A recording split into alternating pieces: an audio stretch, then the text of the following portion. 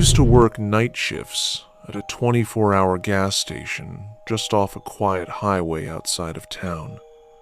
It was a dead-end kind of job, but decent money for someone like me just trying to get by. Most nights were quiet.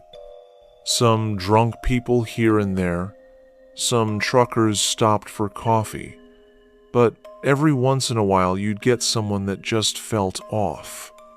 This story happened during one of those 11 p.m. to 7 a.m. shifts about 6 months ago. It was sometime in the middle of winter. Snow had been coming down since the afternoon, and by the time I got to work at 11, the lot was covered in white. Barely any tire tracks.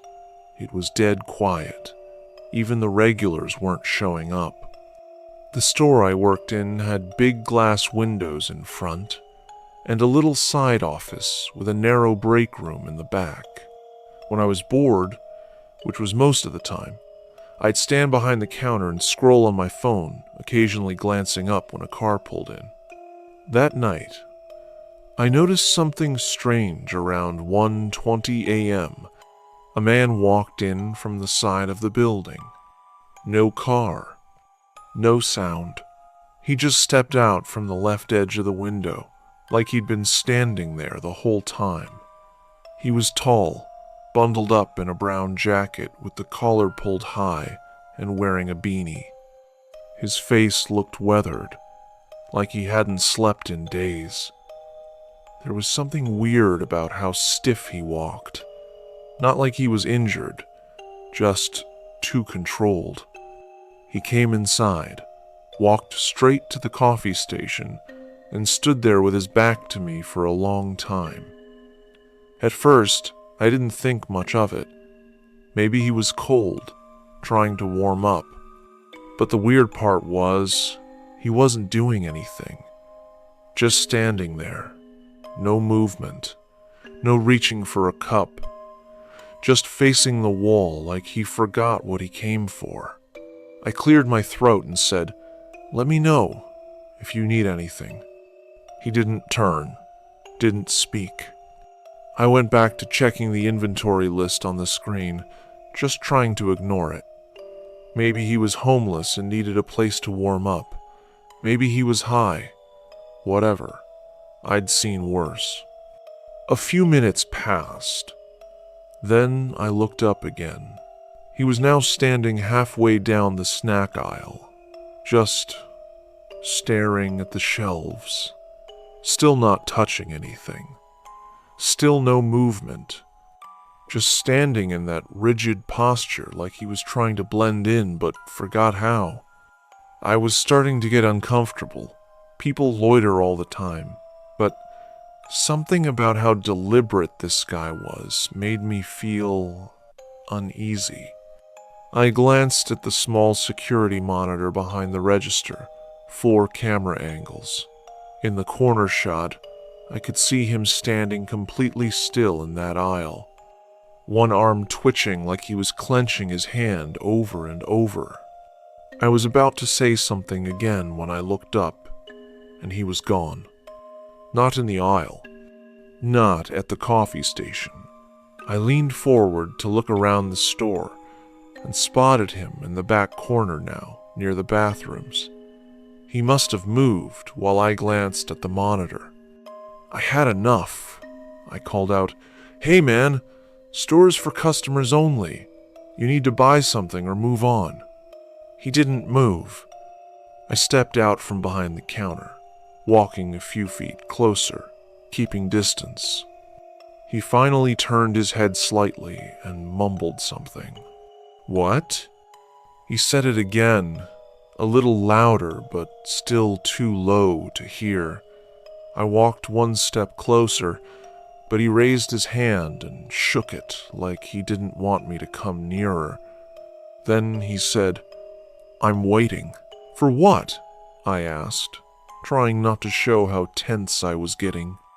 He looked at me for the first time, and his face was pale, jaw tight, eyes wide open like he hadn't blinked in minutes.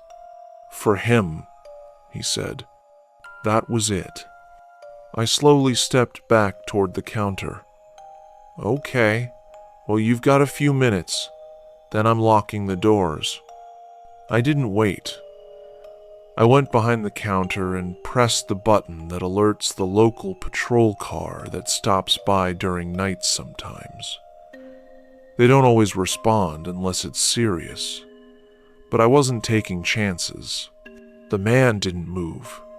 10 minutes passed. I watched him just stand there near the restrooms. Didn't sit, didn't browse, just stood with that same stiff posture, looking toward the front door like someone was about to walk in. At exactly 1:52 a.m., I heard a noise behind me.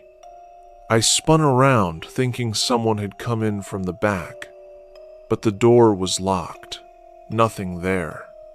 When I turned back to the front, the man was gone. I rushed out from behind the counter and scanned the aisles. Empty. I checked the cameras. Nothing.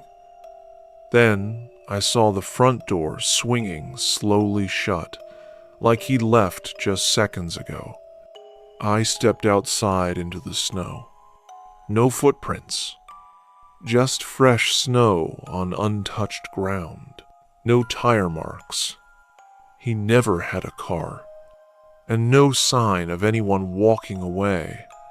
Just empty roads and the soft sound of wind. I stayed behind the counter for a long time after he disappeared. It felt like my brain was still catching up with what I'd seen. The guy had walked out, I was sure of that, but there were no prints in the snow. The front lot was still completely smooth, not even a mark on the glass door like he had touched it. I even replayed the camera footage from a few minutes earlier. I could see him standing by the bathrooms one moment, and then nothing. The camera angle in the front didn't even catch him leaving.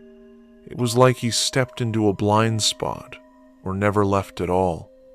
But I know I saw the door swing shut. I should have called someone, but I didn't. I don't know why. Maybe part of me thought that it wasn't worth making a report over a weird customer. He hadn't done anything illegal, just freaked me out. So, I waited, trying to move on with the shift. The store stayed empty until around 2:45 a.m. That was when a car finally pulled in. Beat-up blue sedan. Headlights off.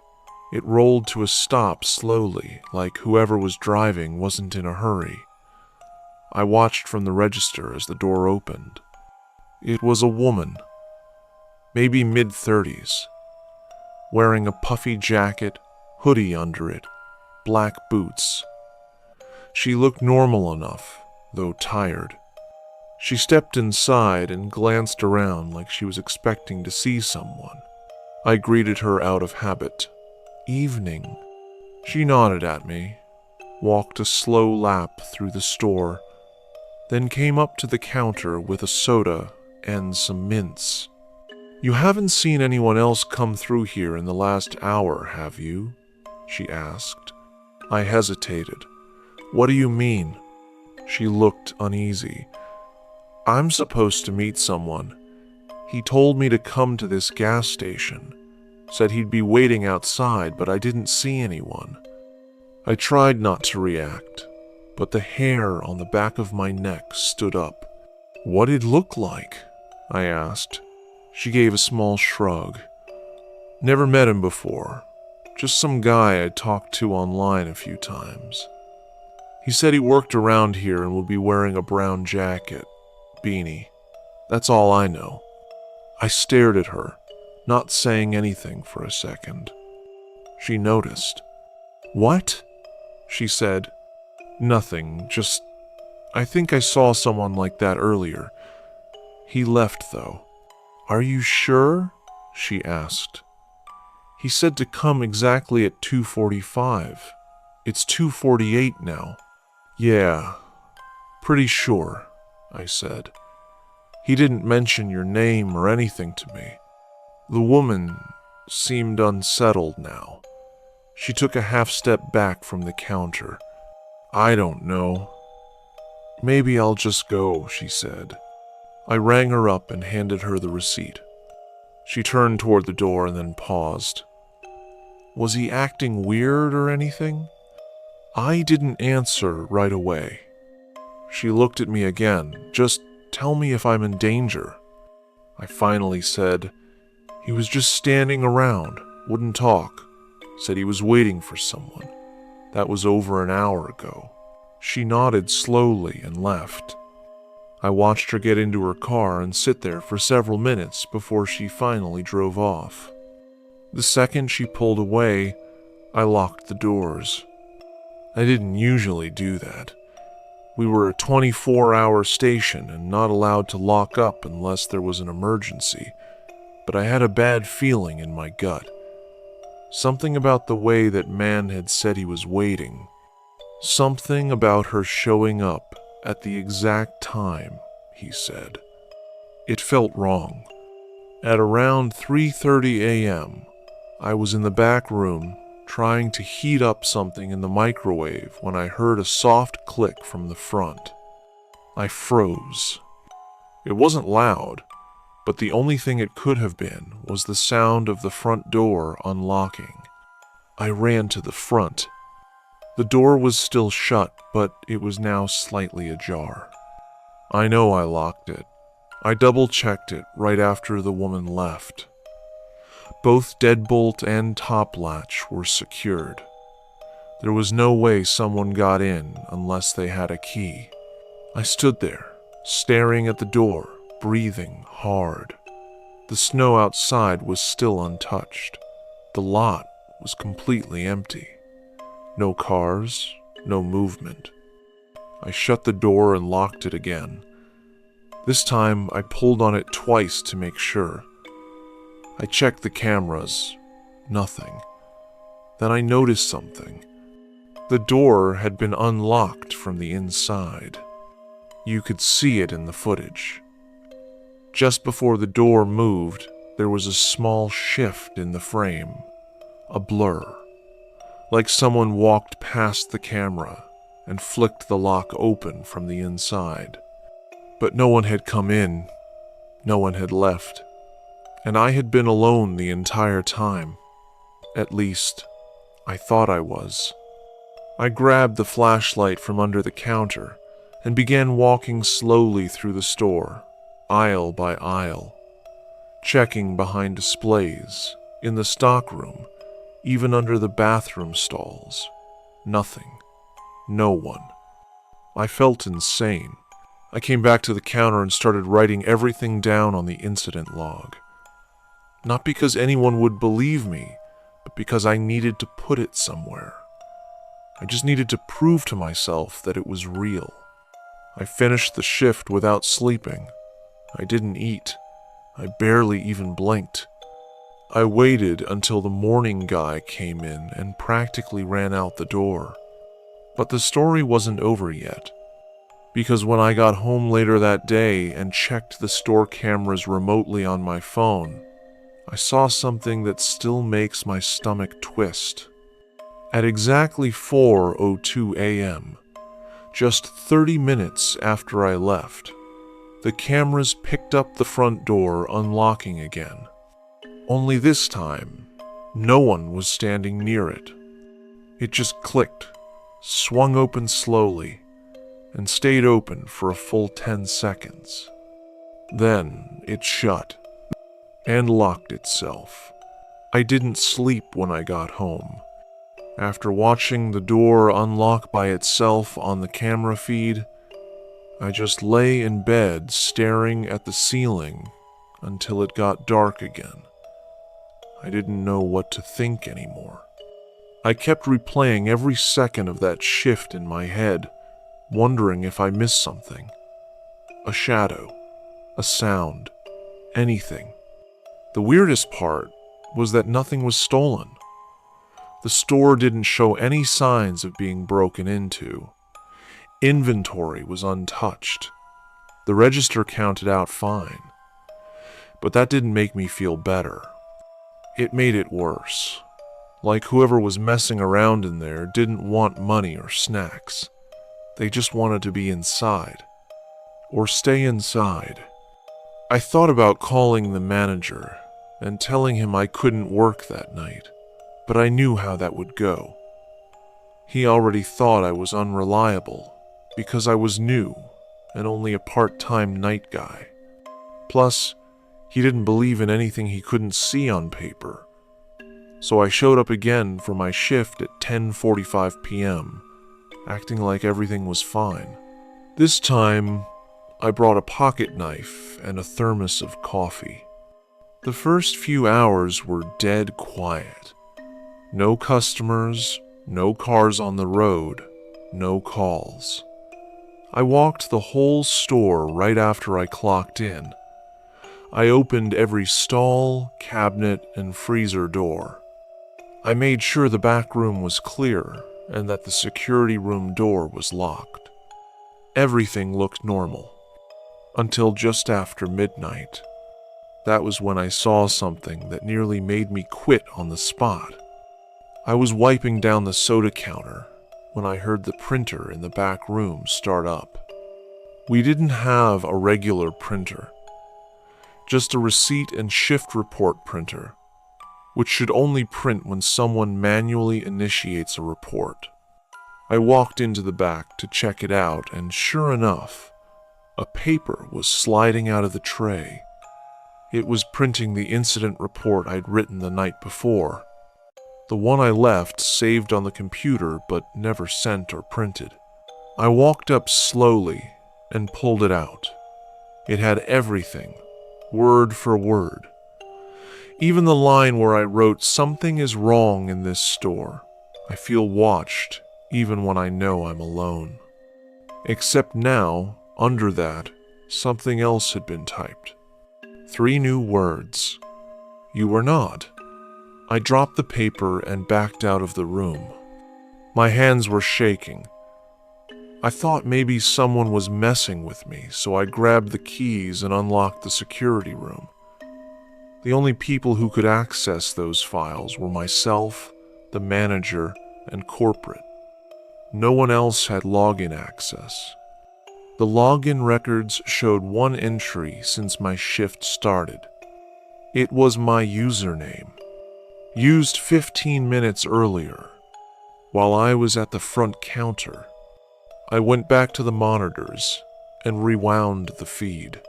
What I saw gave me the worst chill I've ever felt. At around 12:03 a.m., the feed from camera 4, the one facing the back hallway, showed a man walking out of the storage room. He wore dark pants, a gray hoodie with the hood up, and his hands were in his pockets. He walked calmly to the back office. He was inside for less than a minute.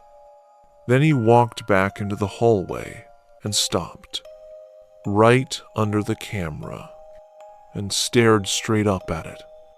The angle only caught part of his face, just enough to show his mouth slowly moving. He was smiling. I looked through all the exit footage after that. No door opened. No one left the building. He just disappeared. I checked the entire store again, top to bottom.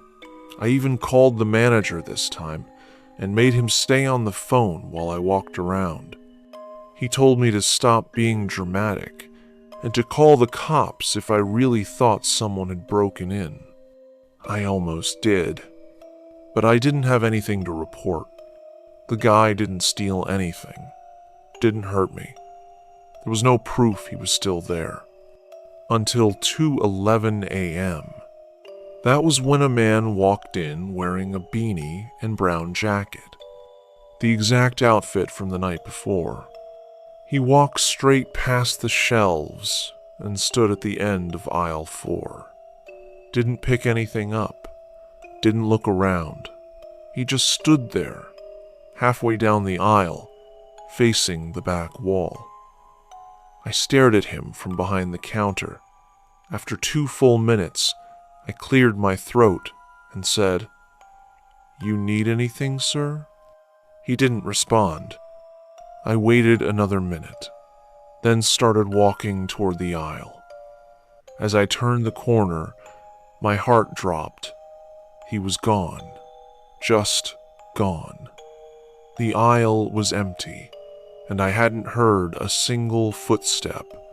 I ran back to the counter and checked the monitor. The camera above aisle 4 had gone to static for the last 5 minutes. I checked the others. One by one, the feeds started going black, until only camera 1 was left, the one directly over the counter. I looked up at it, and that was when I heard breathing. Not mine. Not over the phone or the intercom, right behind me. I turned around so fast I knocked over the card reader. But again, no one was there. Just the front door slowly swinging open. I looked outside. The lot was completely empty. I did not wait. I grabbed my keys, locked the register, and ran. I stayed at a friend's place for 3 days. Called in, sick, told the manager my grandma died. Anything I could say to avoid going back there. I checked the cameras once after that. All feeds were blank. When I finally got a hold of my manager, he told me someone from corporate came through and changed all the equipment without telling him why. I quit the next day. I never went back. But I still think about that guy in the hoodie, the one who smiled at the camera, the one who typed those 3 words into the system using my login. I know what he meant. I wasn't the only one working that shift. It was a Thursday night, or technically Friday morning. Around 1:30 a.m., I remember, because I glanced at the clock right before pulling off the freeway. I had just finished helping my friend Marcus move into his new apartment across town, and I was completely wiped. He offered to let me crash on his couch, but I had work in the morning and figured I'd rather just tough it out and sleep in my own bed. The roads were mostly empty. 1 or 2 cars passed every 10 minutes, but otherwise it was that late-night stillness, quiet, eerie, and kind of calming if you're not overthinking it. But my gas light came on about halfway home, and I knew I wasn't going to make it without stopping. I wasn't in a great part of town either. Most places were closed for the night except for a 24-hour Chevron just off the interstate. It wasn't in the worst neighborhood, but not exactly somewhere you'd want to hang around long. I didn't have much choice. The station had those old, flickering overhead lights that buzzed a little too loud. The kind of place that always feels a little forgotten, like no matter how clean it is, it still smells faintly of engine oil and stale cigarettes. I pulled into the second row of pumps and parked next to pump 6. I was the only customer there, or so I thought. As I turned off the engine and stepped out of my car, I noticed a maroon sedan parked on the opposite end, under one of the broken lights. The car was running, windows down, and someone was sitting in the driver's seat. He was angled just enough toward me that I caught the shape of his face, but more than that, I caught his eyes. He was staring, not like a glance, or the way someone might look over if they heard you pull up. I mean, staring, unmoving, unblinking, like he'd been watching the pump before I even got there. My first instinct was that he might be high or asleep with his eyes open, but I saw him track me as I walked around the back of my car to the pump. That's what got me. His head didn't move, but his eyes did, following every step like he was trying to memorize the way I walked. I looked away quickly, swiped my card, hit regular, shoved the nozzle in the tank. The gas started flowing and I forced myself to breathe steady. I didn't want to overreact. Maybe he was just zoning out. Maybe he wasn't even looking at me, just looking in my direction. I glanced over again, still staring. Same posture, hands on the steering wheel, elbows locked, face tilted just enough toward me, eyes locked like I was some kind of animal and he was trying to figure out if I was going to bolt or not. I pulled out my phone, pretended to scroll, just to look busy. But I kept checking the reflection in my side mirror, still there. He didn't touch his phone, didn't move his head. He wasn't eating or drinking or even fidgeting. He just sat, watching. I've seen people tweak out before. Homeless guys at the edge of downtown, screaming at nothing, twitching from whatever they're on. This wasn't that. This guy wasn't nervous. He was calm, too calm. The kind of stillness that doesn't feel human after a while. Like he'd trained himself not to blink. The gas pump clicked when it was full. I jumped a little, yanked the nozzle out too fast, and nearly spilled. I shoved it back into the cradle and got into my car a little quicker than I meant to. I tried not to look at him again, just put my keys in the ignition, hands slightly shaking, and started the car.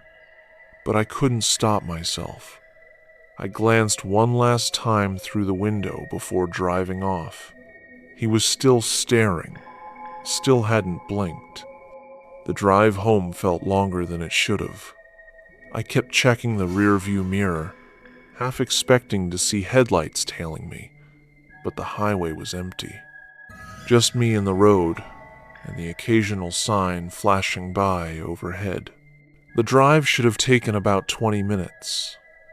I took the most direct route, freeway for a stretch, then on to back roads through some light industrial zones before cutting into the suburb where I live. I was still trying to distract myself, flipping through radio stations, but I kept checking my mirrors out of habit. Every time a car appeared behind me, I tensed up a little. But nothing stuck. I even made a couple of unnecessary turns just to be sure I wasn't being followed. By the time I was about 2 miles from home, that's when I saw him again. I just turned off the main road onto a long residential stretch that runs parallel to a park. There's usually a few parked cars along the curb, but at that hour, the whole street was dead. Except for one car, a maroon sedan, idling with its headlights off, parked just past a streetlight, same cracked front bumper, same dull, faded color. I drove past slowly, staring without trying to be obvious about it. And there he was, behind the wheel, sitting exactly the way he had at the gas station. Eyes forward, hands on the wheel, still. He didn't follow me this time. He didn't move at all. I kept driving until I was well past him, turned the corner, and stopped.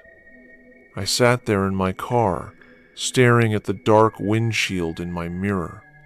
Why the hell would he be parked there? I hadn't gone straight home. That was the important part. That block was close, but not where I lived. I'd purposely taken a longer route to cool my head before pulling in for the night. So either this was a completely different guy in an identical car doing something equally weird, or he'd figured out my general direction and was waiting for me to slip up. I circled the neighborhood once. No sign of him after that. I didn't go home, not yet. Instead, I drove 10 minutes over to the 24-hour diner on 9th Street. One of those old-fashioned spots with tired yellow lights and cracked booths that's always got a few college kids or night shift workers inside. I ordered a coffee and sat in the back corner where I had a full view of the front windows. I didn't touch the coffee. I just sat there, palms sweating, watching every single car that passed. After about 15 minutes, I started feeling a little ridiculous again. I thought, maybe this was just some guy who liked sitting in parking lots. Hell, maybe he was living in his car. People stare when their minds wander, especially when they've got nothing else to do. But that's when I saw the sedan again. Not parked this time, moving, slowly. It turned into the diner lot, circled once, and pulled into a space 3 rows ahead of me, close enough for me to get a clear view. It was him. Same blank expression, same posture, no motion. He wasn't there to eat. He wasn't even looking at the diner. He was looking at me. Through 2 layers of glass in a full parking lot, and somehow it still felt personal. I ducked a little lower in my seat and watched him from behind the menu. He didn't get out, didn't even pretend to, just sat there like he had all the time in the world. I pulled out my phone and took a photo, just in case. It came out a little blurry, but it was enough to confirm what I already knew. This was the same man, same car, same face. After maybe 5 minutes, he slowly backed out of the spot and drove away. No rush, no tire squeal, just a quiet retreat. And just like that, he was gone again. I stayed another hour in that diner. Just sat there sipping cold coffee and wondering what I should do. I didn't want to call the police. What would I even report? A man staring at me? No threats, no confrontation. Just long, fixed eye contact and showing up where I happened to be. But it didn't feel like coincidence anymore. It felt like a pattern. It felt deliberate. I finally left the diner around 4:15 a.m. The sun was just starting to tint the sky. I drove the long way home, eyes constantly flicking to every car that passed, every shadow that moved. I parked 2 streets over from my house and walked the rest of the way just to be safe. When I finally stepped into my apartment, I locked the door behind me, then deadbolted it, then pushed a chair up under the knob. I didn't sleep that night. Just sat on the edge of my bed, staring at the peephole, wondering what this guy wanted, wondering why he was watching me. I didn't leave my apartment for the entire next day. Around 3:30 a.m., I was still awake, no lights on. I was lying on the floor of my living room, wrapped in a blanket, phone in hand, watching the peephole from across the room. My apartment faces the street, but the windows are high, so you can't see directly in unless you're tall or standing on something. Then I heard something. A slow shuffle, like gravel under a boot, right outside my front door. My blood turned to ice. It stopped for a few seconds. Then, a soft tap. Not a knock, not forceful, just a single, deliberate tap on the door. Like whoever was there knew I was awake. I didn't move. I didn't breathe. I just stared at the door and waited. Then came another tap, and another. perfectly spaced. I crawled over to the door, quietly, and peeked through the peephole. I didn't see anything at first, just the dim hallway and the edge of the stairwell. Then he stepped into view. Same man, same face, and this time, he was closer than he'd ever been. No windshield between us, no distance. Just him, maybe 6 inches from the door, looking directly into the peephole. Like he knew I was on the other side. He didn't say anything, just stared, eyes wide, pupils huge, no smile, no expression. I took a step back from the door, not even thinking. My knees nearly gave out.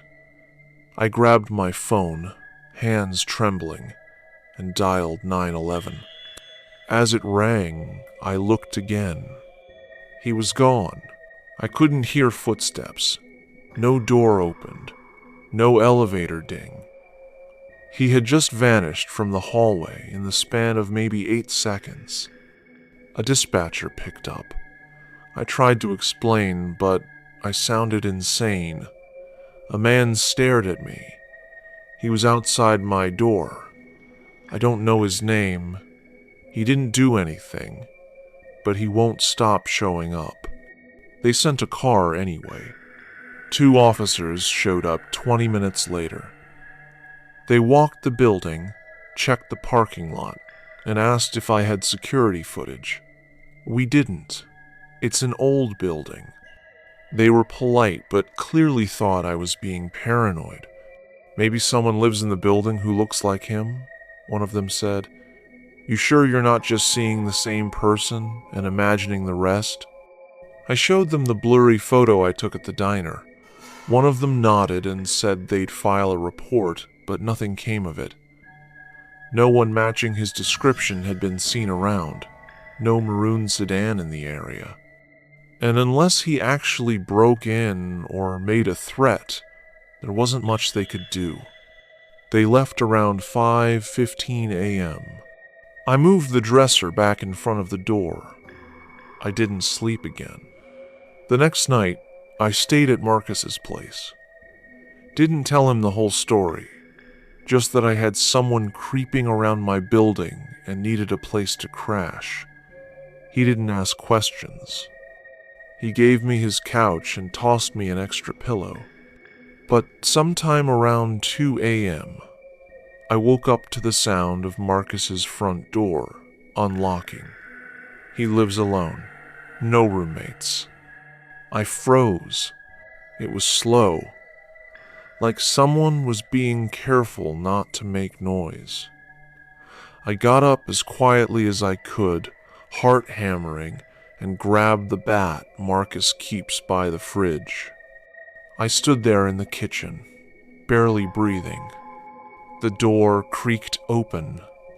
Marcus stepped in, keys in hand, grocery bag dangling from his wrist. He jumped when he saw me. Dude! What the hell, man? I just stood there, confused. I thought you were asleep, he said. I went to 7, 11, wanted snacks. You want anything? I told him no.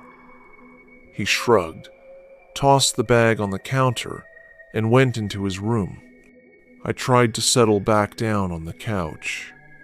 But when I checked the time again, just to be sure, it was 2:37 a.m., exactly the same time that guy had been at my front door the night before. And something else stuck out. When Marcus came in, the door was already unlocked. He always locks it. That's one of his rules. Even when he's home, it's locked. Deadbolt, too. But when I asked him the next morning, he swore he locked it on his way out. I always lock it, every time. So how was it open? I left the next day. Didn't want to push my luck. I went home, stayed in, changed my locks, and even bought a cheap indoor camera, just in case. For weeks, nothing happened. No sightings, no visits. The camera never caught anything unusual.